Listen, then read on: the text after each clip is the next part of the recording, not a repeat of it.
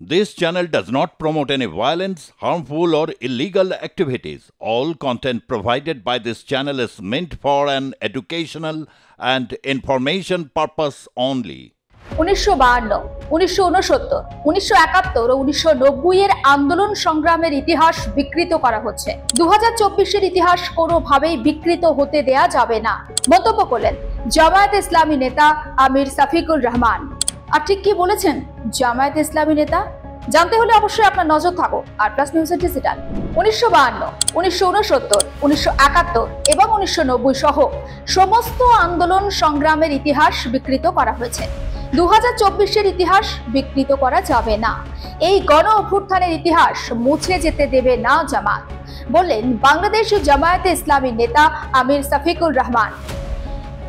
24 গণ অভ্যুত্থানের ওপর জামাতের উদ্যোগে প্রকাশিত শহীদ স্মরণিকা বইয়ের কথা উল্লেখ করে সাফিকুর রহমান বলেন, 10 খণ্ডে 2500 পৃষ্ঠার এই বইয়ে শহীদদের পরিচয়, গণ অভ্যুত্থানে তাদের ভূমিকা, শহীদ হওয়ার ঘটনা এবং স্থান সংরক্ষণ করা হয়েছে।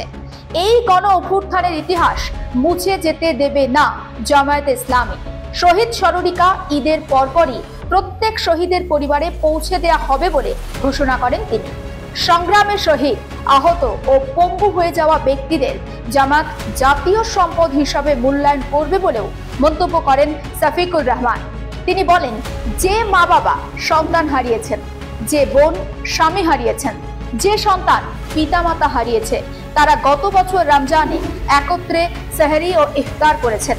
এবছর সেই স্মৃতি মনে করে তৃপ্তিতে সেহরি ও ইফতার তারা করতে পারেন না। এই বেদনা সহ্য করার নয়। এ সময় তিনি এবারের ঈদ শহীদ পরিবারের সদস্য আহতদের সঙ্গে উদযাপনের কথাও ঘোষণা করেন। ইফতার মাহফিলের আলোচনা সভায় বিশেষ অতিথির বক্তব্যে জামাতের কেন্দ্রীয় নির্বাহী পরিষদের সদস্য মোবারক হাসান বলেন, যাদের রক্তের বিনিময়ে এই দেশ দ্বিতীয়বার স্বাধীন হয়েছে, তাদের নিয়ে এখনো পর্যন্ত কারোর কোনো ভাবনা চোখে পড়েনি।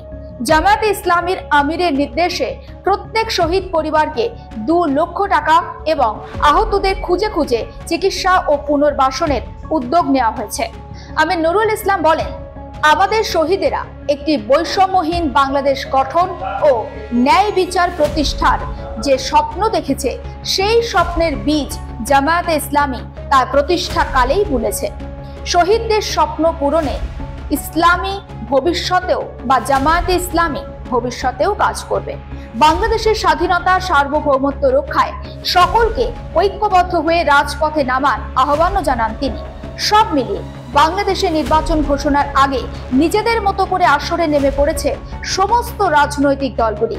হাসিনাহীন বাংলাদেশের রাজনীতিতে কোন দল মানুষের মন জয় করতে পারে, এখন সেটাই দেখার। আর